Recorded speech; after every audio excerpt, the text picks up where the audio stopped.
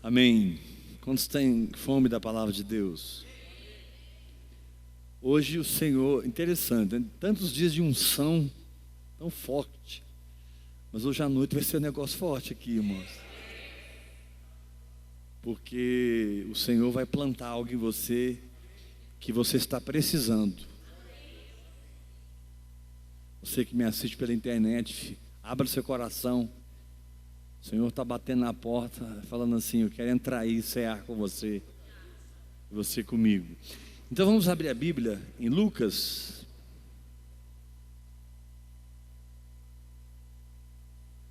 Lucas capítulo 22. Amém. Eu quero falar essa noite sobre a importância de conquistar a vontade na liberação do Espírito. Olha só, falei da alma e do Espírito, que a vontade pertence à alma. A importância de conquistar a vontade na liberação da fé, ou do Espírito, é a mesma coisa. Lucas capítulo 22, verso 39, quem achou, diga amém. E saindo foi como de costume para o Monte das Oliveiras. Os discípulos o acompanharam. Chegando ao lugar escolhido, Jesus lhes disse: orai, para que não entreis em tentação.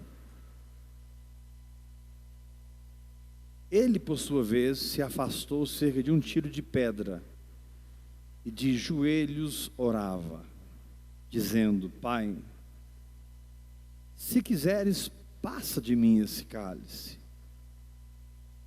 Contudo, não se faça a minha vontade, sim a tua. Então lhe apareceu um anjo do céu que o confortava. E estando em agonia, orava mais intensamente. Repita isso comigo: estando em agonia, não murmurava mais intensamente, orava mais intensamente. E aconteceu que o seu suor se tornou como gotas de sangue caindo sobre a terra. Levantando-se da oração, foi ter com os discípulos e os achou dormindo de tristeza. Claro que aqui ninguém passou por isso. E disse-lhes: por que estáis dormindo? Levantai e orai, para que não entreis em tentação.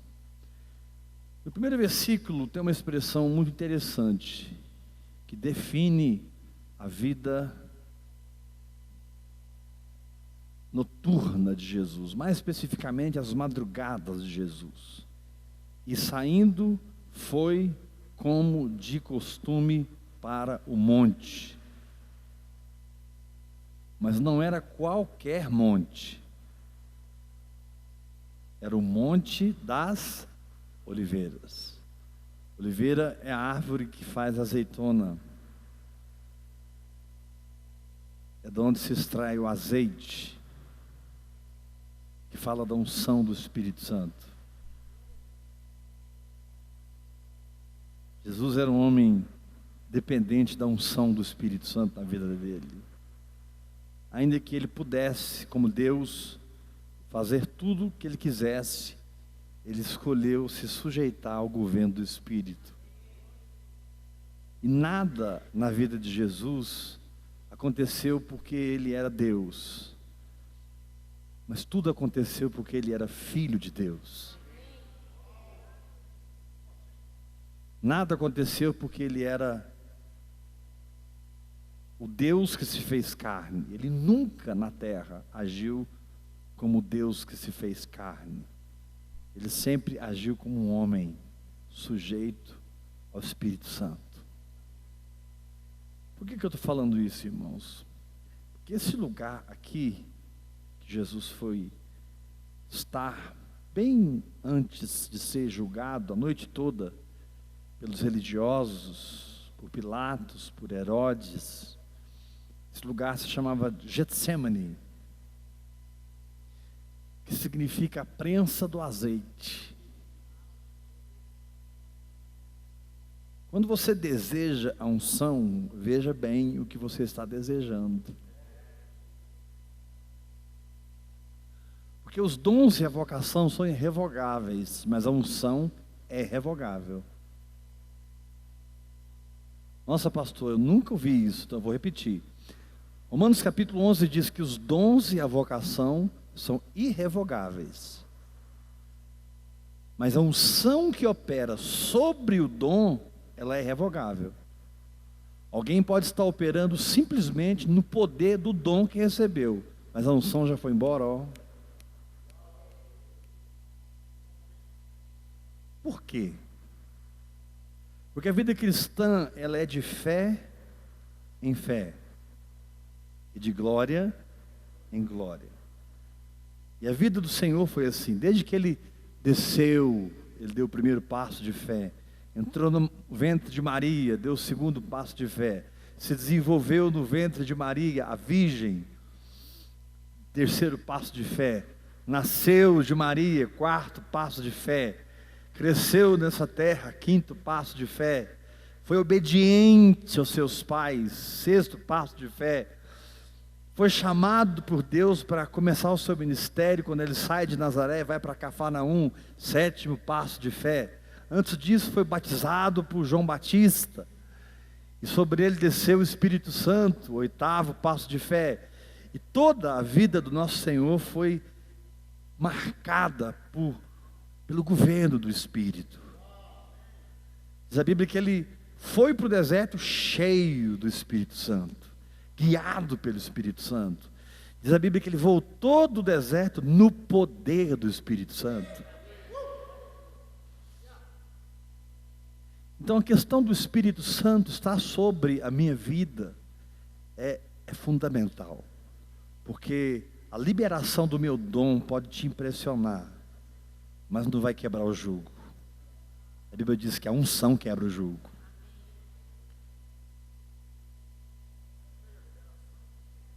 A liberação do meu dom pode te abençoar, pode te impressionar.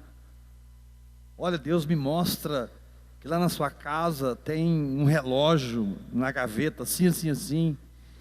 E semana passada eu falei com você para ofertar aquele relógio, e você endureceu seu coração e não ofertou aquele relógio.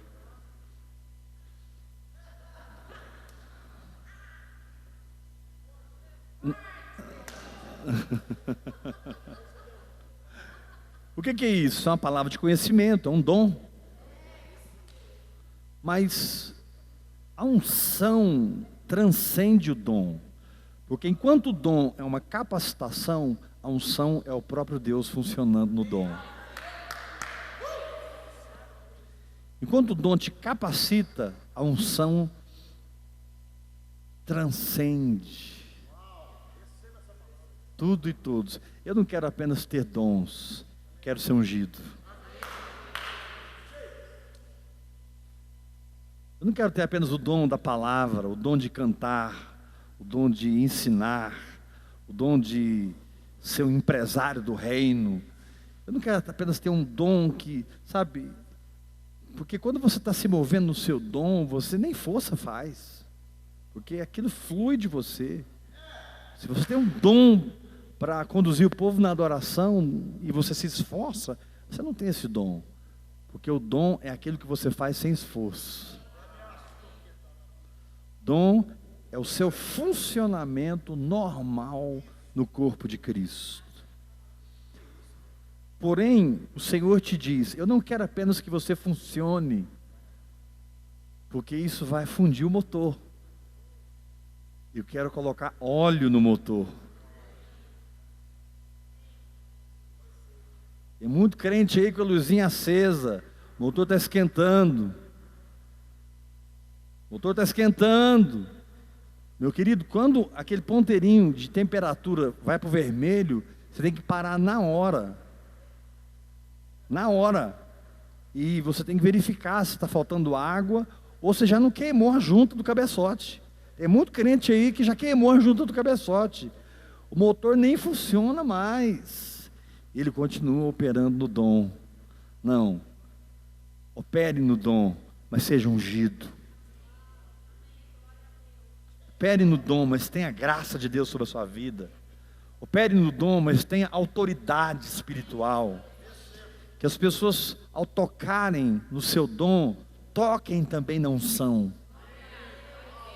Que as pessoas, ao beberem do seu dom, beba também da unção que é impregnada pela fé que você vive.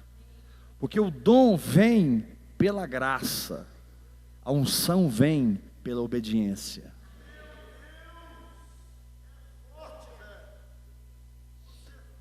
O dom é medido pela graça. Diz a Bíblia que ele levou cativo o cativeiro e deu dons aos homens. Mas é quando você está diante da vontade do Pai e a sua vontade.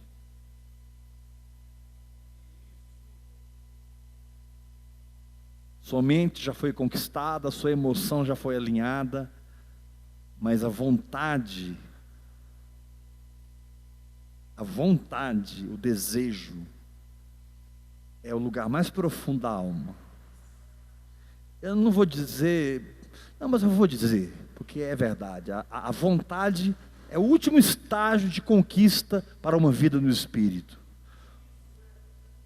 Quando você não faz mais o que você quer,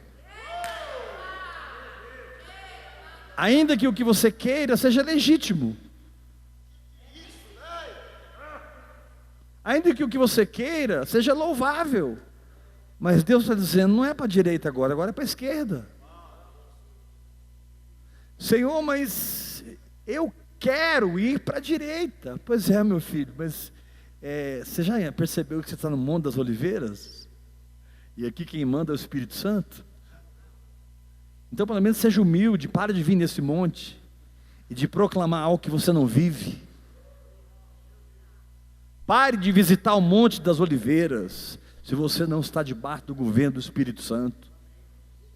Pare de visitar o Monte das Oliveiras se o que o Espírito Santo te revela não te move. Se o que o Espírito Santo toca seu coração não te leva a uma ação ou uma reação. Pare de mentir para você mesmo. E o pior é que a gente sempre vai para o Monte das Oliveiras e nós vamos para o Getsemane. Getsemane era um lugar no Monte das Oliveiras.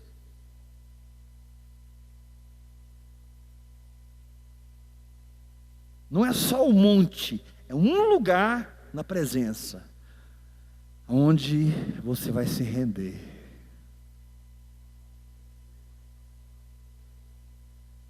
Onde você vai dizer assim, Senhor, eu quero matar. Eu quero torcer o pescoço. Senhor, eu não vou mentir para o Senhor. Eu quero processar. Eu quero a justiça. Senhor, não é assim, não é justo o que foi feito comigo. Não é justo o que estão falando de mim. Eu vou. E aí o Espírito Santo fala assim, não, você não vai nada. Você vai dar outra face.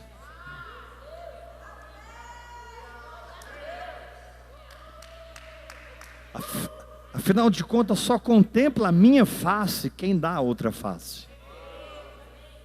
Você vai andar a segunda milha. Porque quando você terminar a segunda milha, a terceira é comigo. A diferença é que a terceira milha você não vai andar, eu vou te carregar. A primeira e a segunda milha são processos de obediência. Agora a terceira milha é a unção operando na sua vida. É quando a unção te usa, entre aspas, porque na verdade Deus não te usa, Deus trabalha com você. E os paralíticos andam, os cegos enxergam, casamentos são transformados, vidas são mudadas. Quando a unção opera, a pessoa recebe do seu ministério e a unção vem junto. Aquilo é como uma espada afiada, porque não sai do dom, sai da fé que você exerce. Uma coisa é ministrar no poder do dom, outra coisa é ministrar em Getsemane.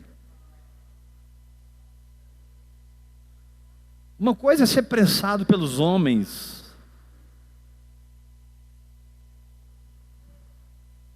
ouça isso. Uma coisa é passar pressão com o marido, com a esposa, com o pai, com a mãe, com o irmão, com o amigo, com o priminho, com a prima, com o tio, com a tia, na escola. Você passar uma pressão humana, onde você se constrange, você se sente envergonhado. Outra coisa é estar assim, face a face.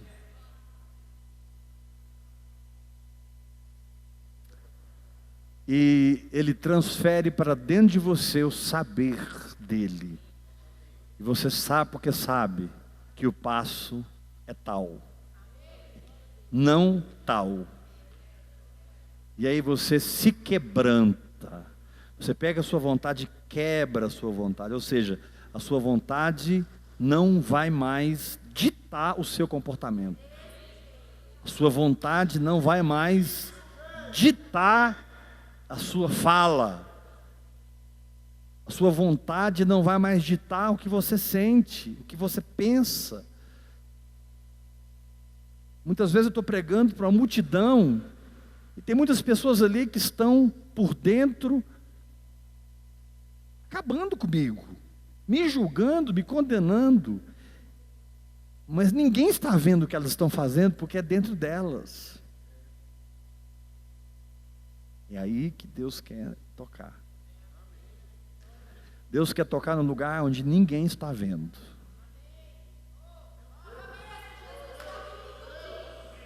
Aí você me diz, no meu banheiro ninguém está vendo. Concordo, mas alguém pode arrombar a porta e ver. No meu banheiro ninguém está vendo. Concordo, mas pode ter uma câmera escondida lá vendo tudo. Na minha sala da casa, 3 da manhã, está todo mundo dormindo, não tem ninguém me vendo. Cuidado. Pode ter um paparazzi do outro lado num prédio com um binóculo, te enxergando mais do que você pensa. O mundo hoje é transparente. Só que pensar pertence só a você.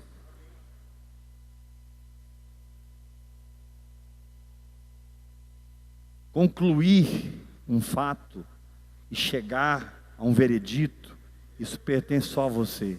Ninguém vê. Ninguém vê quando você olha para o seu inimigo e dentro você perdoa. Ninguém vê quando você olha para o seu inimigo e dentro você deseja o bem dele.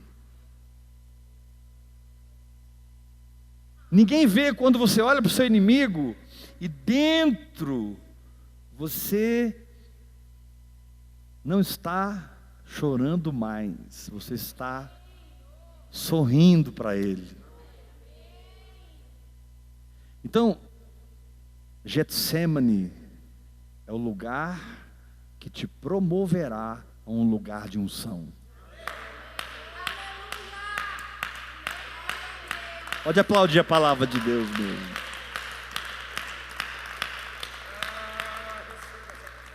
Levanta a sua mão direita e fala assim: os dons eu recebo pela graça. A unção também é pela graça. Porém, dentro da minha obediência, dentro do meu quebrantamento, dentro de uma vontade, diga, dentro de uma vontade rendida. Quantas coisas você poderia estar fazendo agora? E você está aqui. Quantas cidades você poderia estar morando agora, mas você está morando em Goiânia? Quantos pais na fé você poderia ter, mas você decidiu que eu sou seu pai na fé? E eu sou consciente que eu não sou dos melhores pais na fé.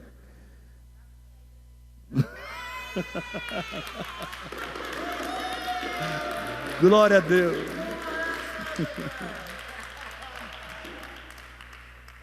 Porque assim, Diante da escolha que você faz, você tem milhares de escolhas.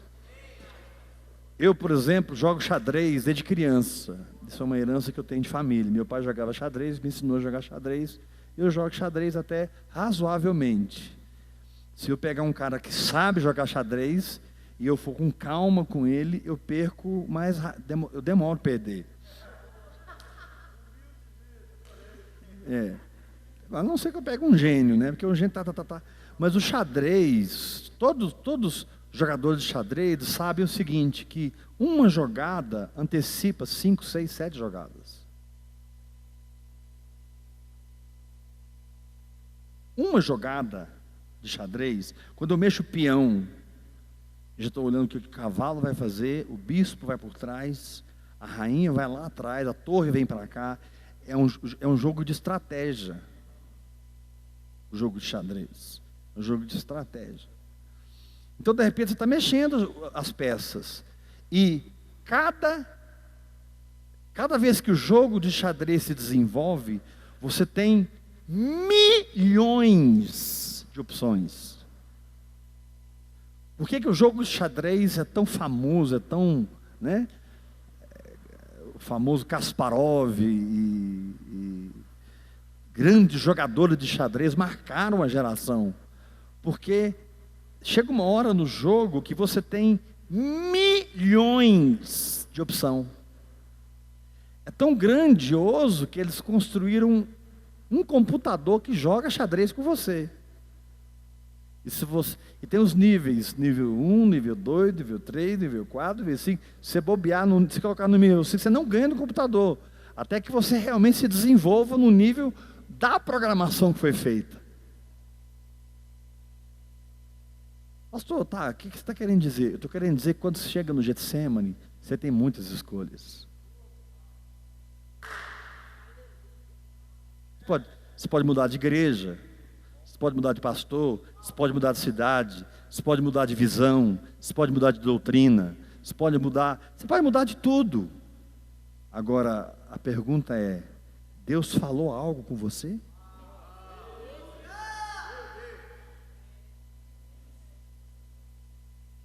Você teve uma palavra? Não, é porque eu não concordo. O que o seu concordar ou não concordar vale no reino do Espírito? O que o seu concordar e o seu não concordar vale no reino do Espírito? A única coisa que move o reino do Espírito é a fé na palavra que Deus disse naquele lugar. Quando Deus falou, Ele falou no reino do Espírito. E a fé pega e materializa por um comportamento equivalente. Levanta a mão e diga que eu recebo essa palavra. Diga para o irmão que está ao seu lado, pense fé, sinta fé, fale fé. Se comporte na fé, haja na fé, seja filho da fé. Então, amados, eu não estou falando agora de qualquer nível de fé. Eu estou falando de uma fé que determina o fluir do Espírito através de você. Fé para fazer a vontade de Deus. Fé para ser prensado não pelo homem, mas pela cruz. Paulo disse, eu levo no corpo o morrer de Jesus, para que também a sua vida se manifeste na minha carne mortal. Olha o segredo espiritual que está atrás disso. Paulo fala assim, estou citando 2 Coríntios capítulo 4. Paulo disse, eu trago no corpo o morrer de Jesus, Getsemane, para que também a vida de Jesus se manifeste na minha carne mortal.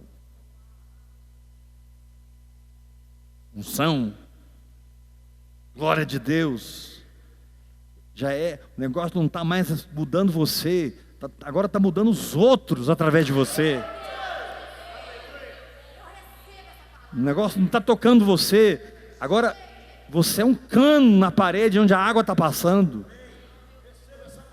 Você é uma torneira enorme que qualquer hora que alguém abrir vai jorrar água. Porque você disse não para si mesmo. Ao ouvir Deus, você disse não para si mesmo. Irmãos, nós estamos falando aqui do Pai e do Filho. E o Espírito Santo também aqui, capacitando tudo que estava acontecendo.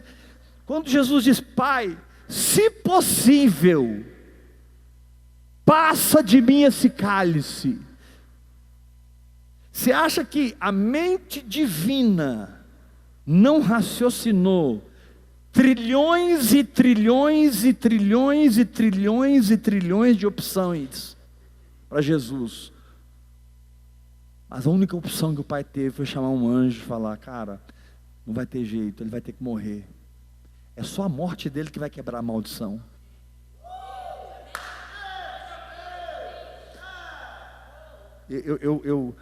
Talvez naquele momento no céu estavam ali serafins, querubins, recebendo a oração do Filho de Deus. Eles acompanharam Jesus na terra, viram o que Jesus fez, e agora eles veem o Pai sendo pego por uma oração que não seria respondida.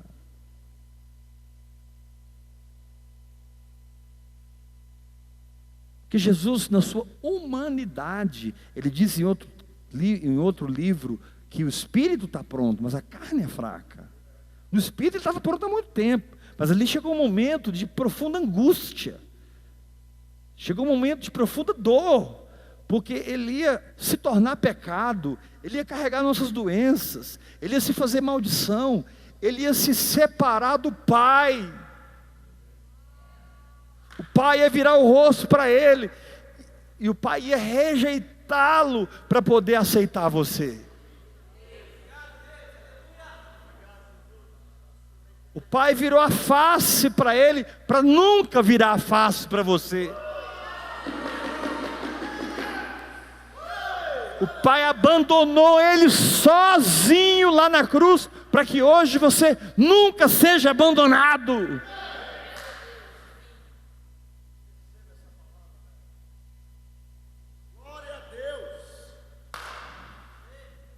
E aí você fica discutindo coisinhas de igreja.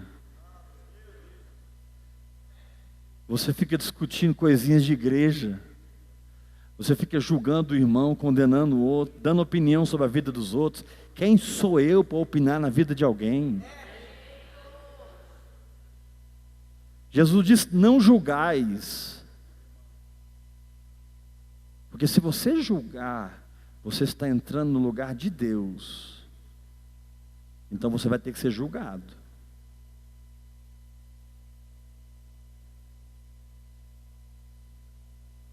E se você condenar, você vai estar mais na posição de Deus ainda.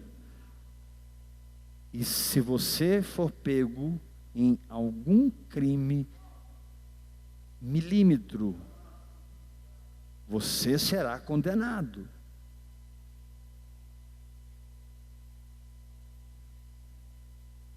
Deixa eu te dar um conselho.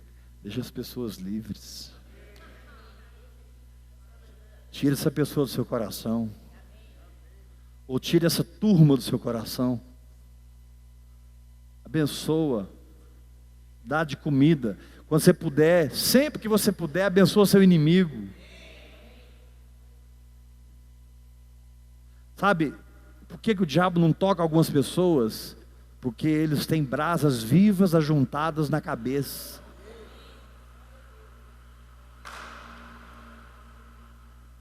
Satanás não toca algumas pessoas, porque quando você anda no amor de Deus, negando a si mesmo, e tomando a sua cruz, numa atitude de fé, a Bíblia diz que você vai amontoar brasas na sua cabeça. Agora, querido, vamos entender isso.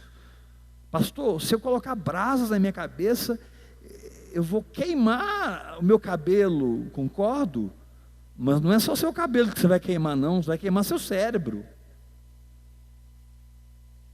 Ou seja, o que Jesus estava dizendo?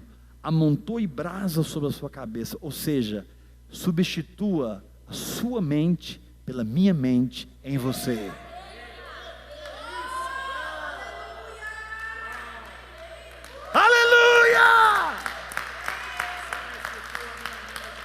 Vamos queimar a mente de Adão e manifestar a mente de Cristo. Isso é ajuntar brasa sobre a cabeça. Agora imagine, querido, se você hoje é uma pessoa de sucesso, e vocês são pessoas de sucesso. Imagine que você não opere mais no poder da sua mente, mas você opere no poder da mente de Cristo. Imagine que você não tome decisões mais, nenhuma, na sua capacidade, mas na revelação que vem. Quando a revelação não vem, você fica tranquilo, porque você sabe que o seu Pai tem tudo sob controle para você. E enquanto a palavra não veio, se aquiete, confie, descanse, porque Deus não tem pressa. Deus tem uma geração para lidar com você, e Ele já colocou tudo no caminho. Então você tem que se aquietar, para que os seus olhos espirituais se abram, e a sua mente, substituída de Adão por Cristo, consiga entender que o que está na sua frente é resposta, e não problema. Que o que está na sua frente é milagre, e não decepção. Ah, mas aconteceu isso, e não foi justo. Eu concordo, só que agora tem brasa na sua cabeça. Agora você tem a capacidade de transformar qualquer situação maldita em bênção, porque você não pensa como os homens pensam, você pensa como Deus pensa.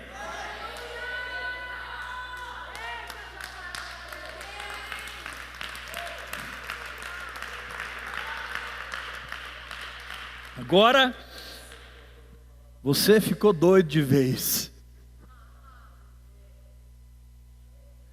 Meu filho, deixa eu te falar uma coisa. Se você for considerado uma pessoa normal, você não está andando no Espírito Santo.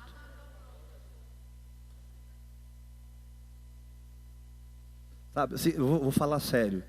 Se todo mundo te louva, Jesus disse assim: ai de vós, quando todos vos louvarem, porque assim fizeram os vossos pais com os profetas, com os falsos profetas. Quem não vai querer perto de si um falso profeta que quer o seu dinheiro? Quem não quer perto de si um falso profeta que quer o seu carro, sua casa, seu dom, sua amizade, seu tempo? Seu tempo é valioso, irmão. Tem gente que vem para sugar o seu tempo, e você perde ali 3 horas com aquela pessoa, e aquelas 3 horas não viram nada. Só que você saiu daquelas 3 horas em prejuízo espiritual, mas em ganho humano. E Deus não tem prejuízo espiritual para você. É melhor você perder com os homens, ganhar com Deus. Vou repetir: é melhor você perder com os homens e ganhar com Deus. Mas se eu fizer isso, querido, quem anda no Espírito não tem essa colocação. Se eu fizer isso, quem anda no Espírito só está assim, ó, ouvindo, seguindo a voz.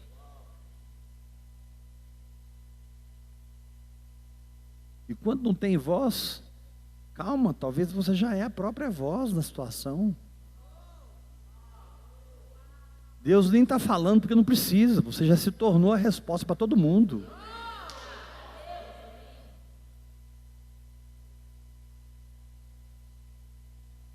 Deus agora não está falando por revelação, está falando pelo seu viver. O seu viver profetiza. O seu viver fala. O seu viver confunde Satanás. Você imagina 2 principados confusos ao olhar para a tua vida? Estou falando de como o pastor José Rodrigues fala, canela fina, não, estou falando de principado, potestade. Imagina duas potestades, são seres que sabem derrubar nações, seres que conseguem enganar cidades inteiras, seres que controlam regiões inteiras, seres que fizeram o que fizeram com a Alemanha, que fizeram o que fizeram com a França, que fizeram o que fizeram com a Grécia, com a Síria, com o Egito, fizeram o que fizeram com a Itália, com Roma, seres capazes de doutrinar líderes que vão influenciar gerações e gerações e gerações no erro, e de repente esse ser que conseguiu manipular uma nação inteira, não consegue te pegar.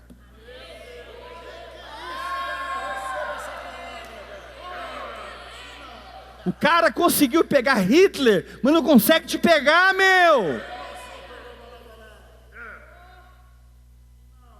Porque você escolheu amar.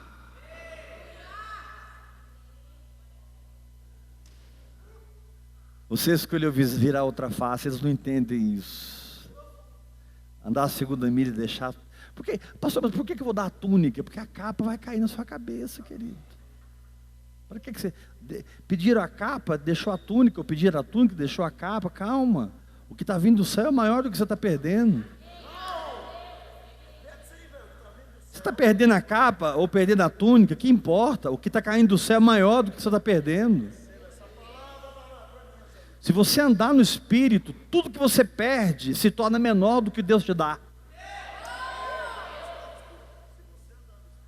Se você andar no Espírito, tudo que você perde se torna menor do que aquilo que Deus te dá. Você sempre sai em vantagem. Qual o nosso problema? Dá um sorriso e diga: justiça própria. Fala, gente, diga assim: meu problema é a justiça própria, que gera padrões, que fabrica doutrinas, que interpreta a Bíblia ao seu bel prazer. Mais forte, diga: que tira o texto do contexto, que inventa moda e vai levando. Mas falta uma coisinha chamada poder.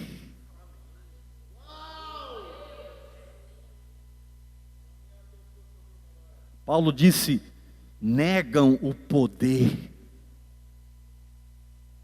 São sábios, são teólogos, é gente que você fica boba ao ouvir, mas falta. Irmãos, é uma linha fina. Mas quem conhece a presença sabe quando o noivo está presente. Quem conhece a presença sabe quando ela está se manifestando.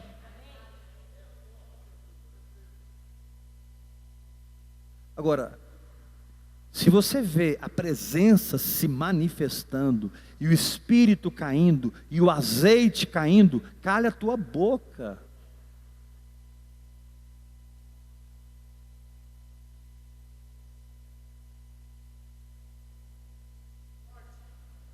Vocês não entenderam o que eu quis dizer, eu vou repetir. Vocês pensam que entenderam? Fogo caiu sobre o altar, caiu, se prostra. Não, mas eu não entendo. Você não tem que entender. Cornélio estava pregando para os gentios, de repente, Pedro pregando na casa de Cornélio, Pedro pregando lá em Atos capítulo 10, pregando, de repente o Espírito Santo, pá, caiu sobre todo mundo, e o Espírito Santo tomou a mensagem de Pedro, e todo mundo começou a falar em línguas. Aí Pedro, que era um judeuzão tradicional, que tinha tido uma visão antes, que um lençol com animais imundos descia, e Deus falava para Pedro: mata e come. Fico imaginando o tipo de animal que Deus pôs naquele lençol. Porco, tudo quanto é animal imundo, imundo. Deus falou assim: mata e come. E Pedro... Peraí, se o que Deus fala com você te dá vômito, você ainda é muito criança, meu irmão. Me perdoe. Lá na frente, Pedro tomou um rala de Paulo, tinha que tomar mesmo. Gálatas capítulo 2. Lá na frente, Paulo pegou Pedro na reta e carcou nele.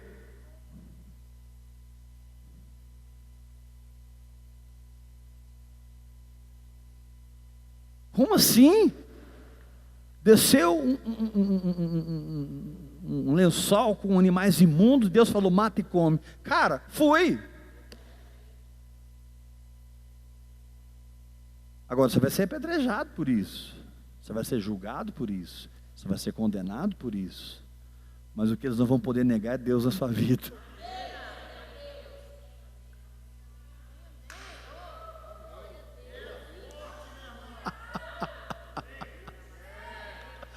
Aleluia! Por isso que Jesus disse: olha, regozijai-vos quando mentindo disserem todo mal contra vós, porque grande é o vosso galardão no céu. Regozijai-vos. Por que você está preocupado com a sua reputação, se a sua reputação está na cruz? Ah, eu não devia ter falado isso de mim. Não devia, mas falaram, e daí? Ah, estão dizendo isso de você, Heber. Estão dizendo. Ah, mas estão falando isso e isso. Estão falando. Eles falaram que Jesus era endemoniado. Eles falaram que Jesus expulsava os demônios pelo dedo de Beelzebu. Jesus falou assim, Jesus disse: se chamaram o dono da casa de possesso, imagina de que você vai ser chamado. Se você realmente encarar. Getsemane, é o Espírito Santo perguntando assim: vai encarar? Você quer ficar cantando aqui bonitinho, pregando bonitinho, e todo mundo volta para casa a mesma pessoa que chegou? Meu querido, quem vive em Getsemane,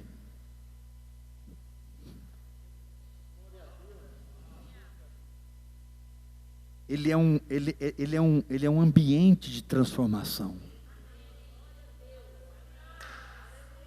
Ele não produz um ambiente, ele é o ambiente.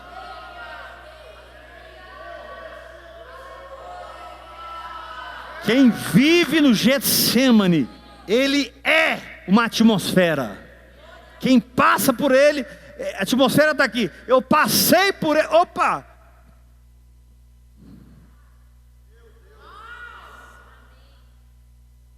Não sou a mesma pessoa mais, mas só tomei um café com ele. Ele só me deu um abraço.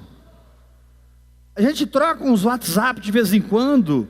Meu querido, quem é ungido, tudo que faz é impregnado de unção.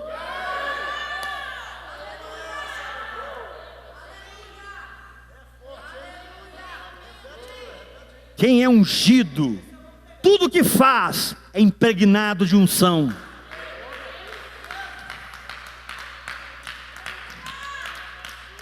Aleluia!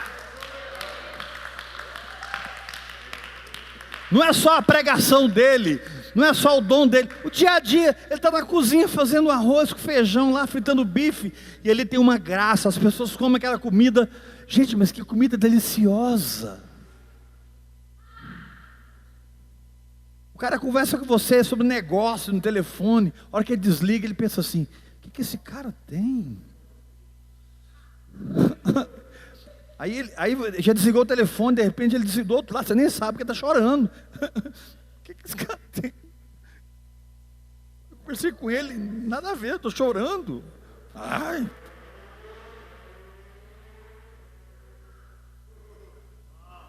Não, meu irmão, Encare o Getsemane. Ah, mas os meus companheiros dormiram e eu estou sozinho. Encare. Ah, mas eu estou suando gotas de sangue por causa do nível de estresse que eu cheguei. Encare. Ah, até agora não apareceu anjo nenhum. Encare.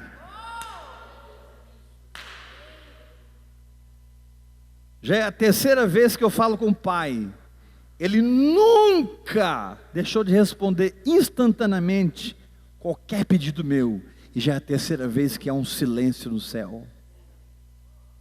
O silêncio produzido no céu foi feito por Jesus, quando ele pediu para o Pai: se possível, passa de mim esse cálice. O Pai teve que se calar, e o céu teve que se calar.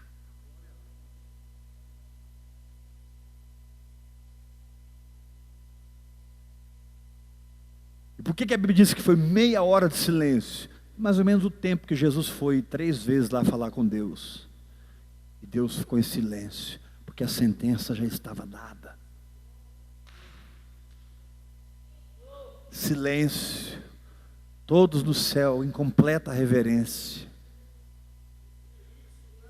Serafins, querubins, arcanjos e anjos, milhares de seres ali do céu que estavam ali a eternidades de uma glória, de uma unção. De repente você não ouve você não ouve o bater da asa de um serafim. Todos os serafins se aquietaram, tudo se aquietou. Só a voz do Filho penetrava o céu e entrava no coração do Pai, dizendo: se possível, passa de mim esse sofrimento, mas não seja feito o que eu quero, seja feito o que o Senhor quer.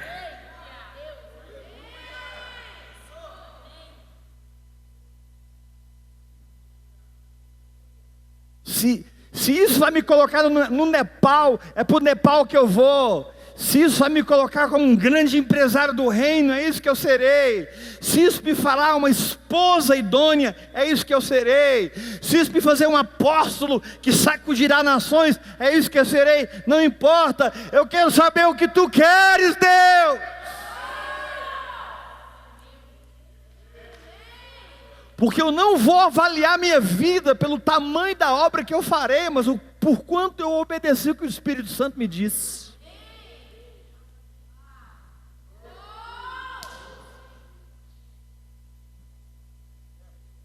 Eu não vou avaliar minha vida pela aparência. Eu vou avaliar minha vida aqui, ó. E aqui eu não devo nada para ninguém. Aqui é eu e Deus. Aqui ele diz assim: eis que estou à porta e bato. Se alguém ouvir minha voz e abrir, entrarei em sua casa e cearei com ele e ele comigo. Aí ele te pergunta: você quer algo melhor que isso?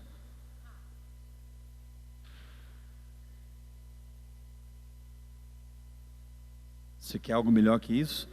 Eu estou batendo na porta do seu coração e quero entrar aí, quero ter comunhão com você.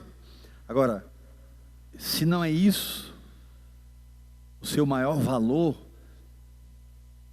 como nós vamos andar juntos?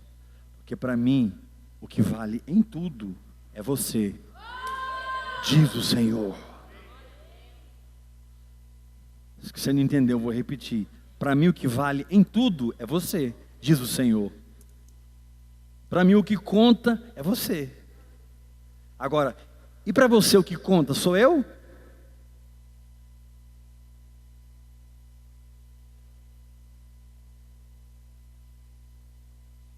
Ou eu já te perdi para a religião, eu já te perdi para a sua alma, eu já te perdi para a sua carne. E você está maquiando um relacionamento que nem existe mais. Você até faz cara de profeta, mas não sai profecia. Você sabe fazer até a careta do apóstolo, Mas não nasce igreja, não nasce a revelação que um apóstolo traz. Por quê? Porque você subiu no monte, encarou Getsêmani, mas quando a pressão veio, irmão, foi tão grande a pressão que ele começou a suar gotas de sangue.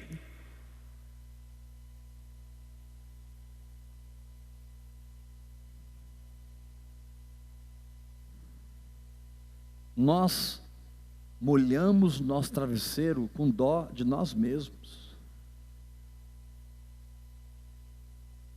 A maioria das nossas lágrimas são lágrimas que nós derramamos por nós mesmos, pelo que fizeram comigo. Como que eles foram capazes de fazer isso comigo? Aí eu choro. Eu não estou sendo esmagado, eu estou com autocomiseração. Eu não estou sendo prensado para o azeite, eu estou sendo vítima de mim mesmo. O Senhor te diz: você não é vítima de ninguém.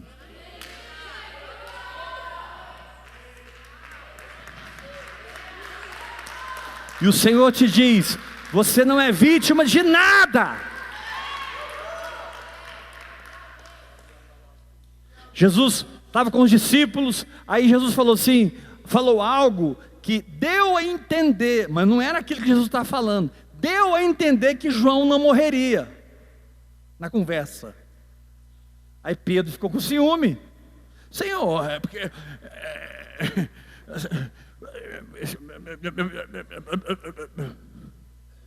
O próprio João descreve isso. Aí João diz, não é que ele disse que ele não morreria, mas Jesus disse assim: e se eu quiser que ele não morra? O problema é meu, Pedro.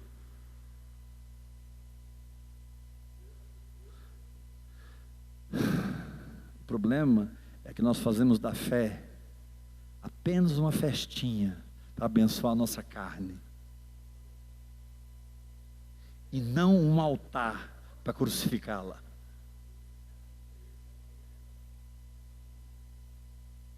O problema é que nós fazemos da fé apenas uma festinha para alimentar a nossa carne.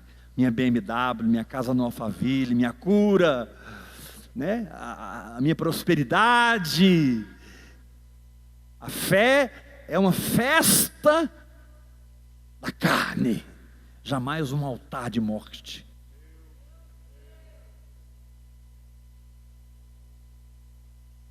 Agora, pastor, você está pregando contra a prosperidade? Jamais. Quem andar com Jesus vai prosperar. Quem andar com Jesus vai ser curado. Quem andar com Jesus vai ter os melhores carros, as melhores casas, as melhores roupas. Se quiserdes e me ouvides, Isaías disse, comereis o melhor dessa terra. Mas a fé não é festa da carne, é altar de morte. Porque crer significa negar a si mesmo e aceitar o que Deus diz. E colocar o que Deus diz por um comportamento no lugar do que eu penso, no lugar do que eu sinto, no lugar do que eu quero, no momento que eu creio, eu não importa mais.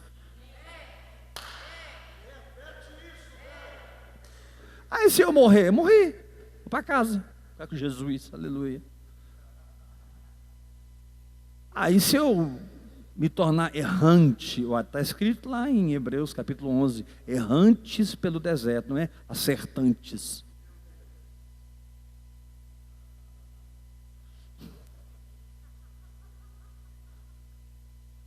Homens que andavam pelos antros da terra, errantes pelo deserto. Muitas vezes você anda na fé como um errante.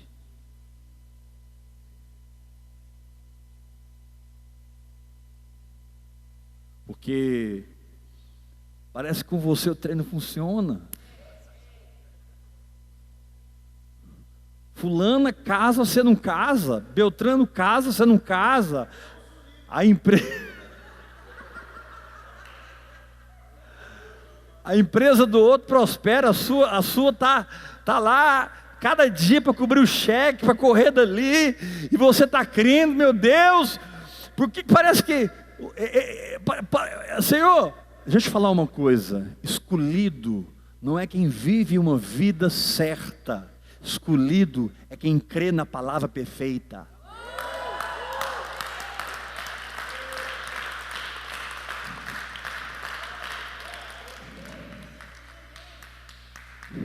Pastor, você está celebrando uma vida errada? Não, porque se você crer de verdade, a nova natureza vai santificar você. Se você crê na palavra de verdade, você não vai querer mais enganar as pessoas, mentir para as pessoas, ser egoísta, ser soberbo. A soberba vai te incomodar. Quando você for soberbo, você vai saber, pai, eu estou soberbo, não quero isso. Não quero. Se você tiver adultério, o adultério vai te incomodar. Deus, eu não quero ser adúltero, eu não quero esse caráter adúltero.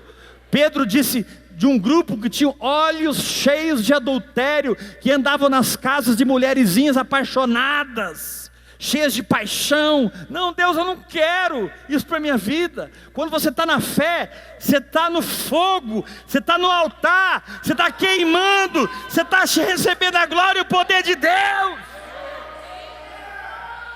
Crer é morrer e viver ao mesmo tempo.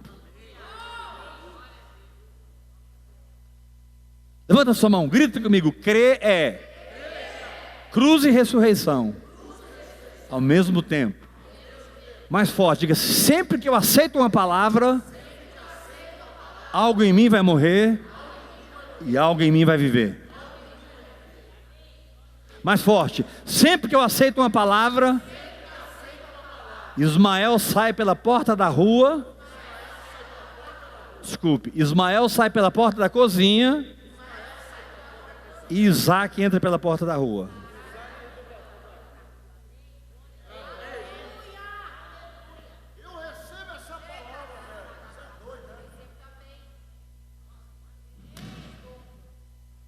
E ele não volta.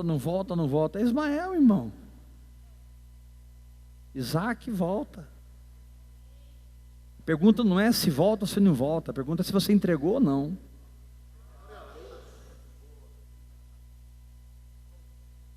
Você está focado se vai voltar ou não vai voltar. E Deus está focado se você entregou.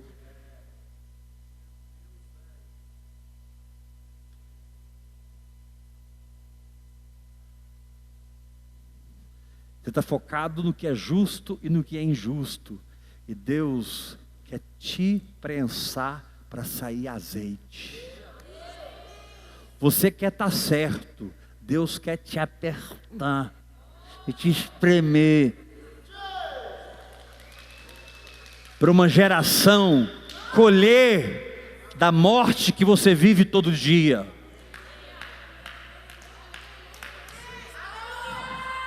Paulo disse: dia após dia eu morro.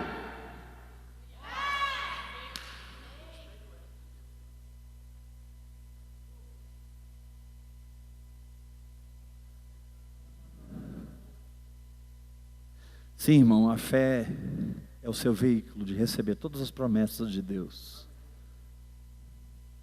Mas a fé vai te conduzir no final para Moriá.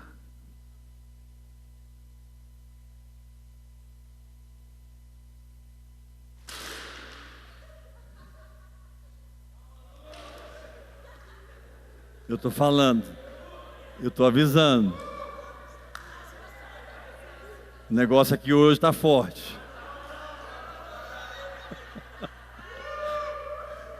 É Deus falando para você: para de confiar nos homens.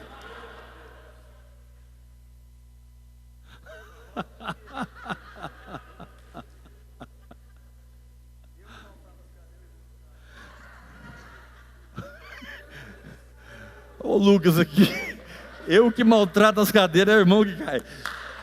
Fala assim comigo: minha fé me tira da minha terra, me dá uma terra, me dá promessas, me faz riquíssimo como Abraão, me abençoa, mas o caminhar da fé tem um lugar: a rota para Moriá.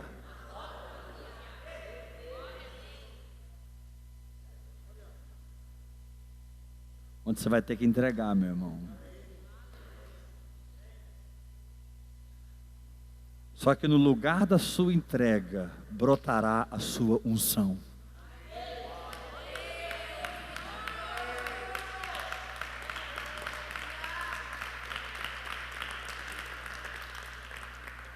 No lugar da sua entrega nascerá vida.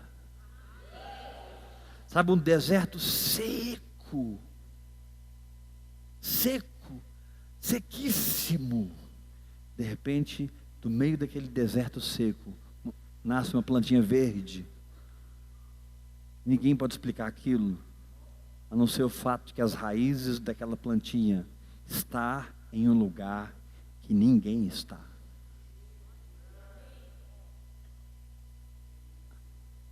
A plantinha resolveu o seu problema não na atmosfera exterior, mas na atmosfera interior. A plantinha resolveu o seu problema não com ou sem água. Ela resolveu o seu problema buscando água nas profundezas.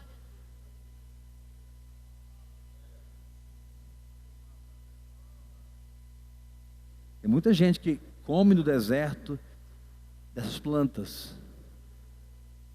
Está tudo seco, a planta está verde. Porque não é do exterior que ela tira a água, é do interior.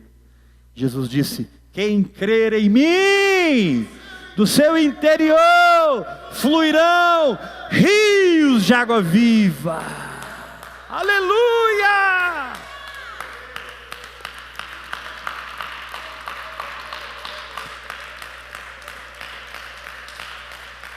Agora ouça isso: do seu interior fluirão rios de água viva. Que rios? Os rios que se desdobravam no Éden: Tigre, Eufrates, Gion e Pison. São 4 rios, da onde você tira os recursos para construir a cidade. Dentro dos rios tinha ouro, tinha o bidélio, tinha pedra de ônix. Aí o Espírito Santo parou por aí, porque o homem caiu, saiu do propósito, mas Deus construiu a cidade lá. Quando você chega em Apocalipse, você encontra na Nova Jerusalém a árvore da vida. Você encontra na Nova Jerusalém o rio da vida. Você encontra o jardim lá, porque a cidade foi erguida em cima do jardim. Era para Adão participar do projeto. Ele ficou fora. Adão ficou fora, Deus não.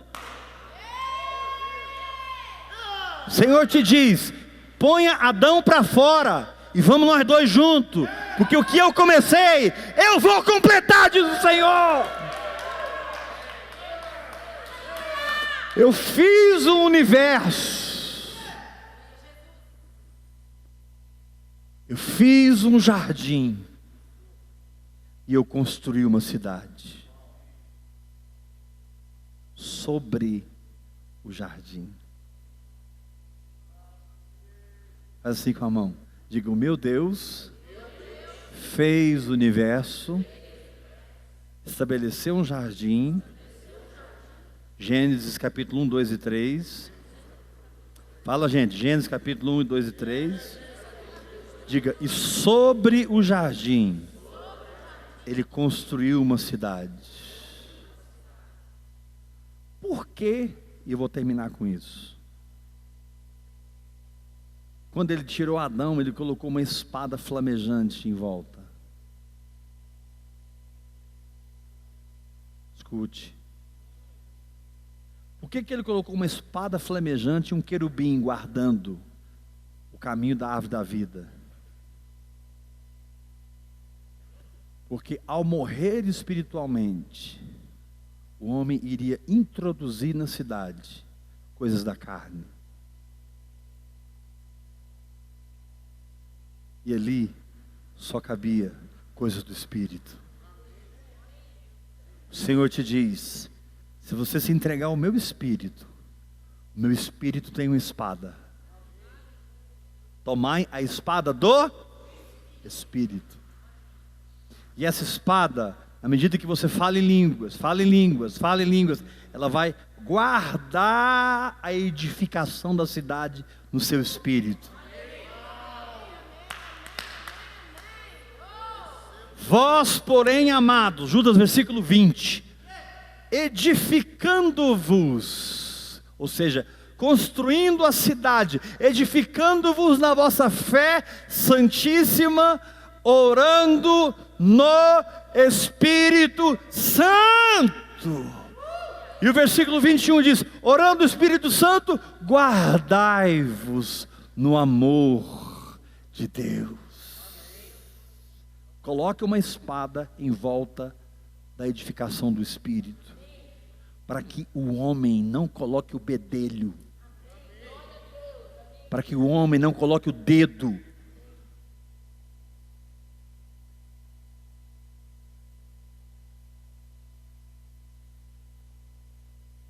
Paulo fala assim: Deus é o edificador e nós somos os cooperadores. Mas você não coopera trazendo Adão de volta, você coopera conhecendo a Cristo.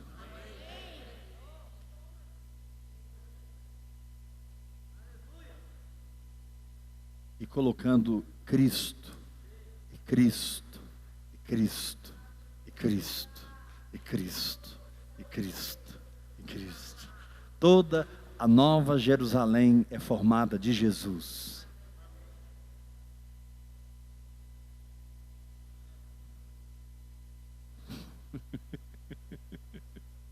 Levanta sua mão e diga: eu recebo essa palavra. Aleluia! Quem trouxe a sua oferta pode colocar aqui, pode colocar ali, pode ofertar na vida do irmão.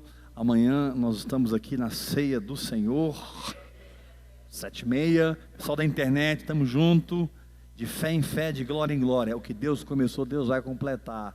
Deus é o dono dessa obra. Fica firme, aguenta o tranco, porque o reino de Deus não é para frouxo. Aleluia! Graça aí? Paz.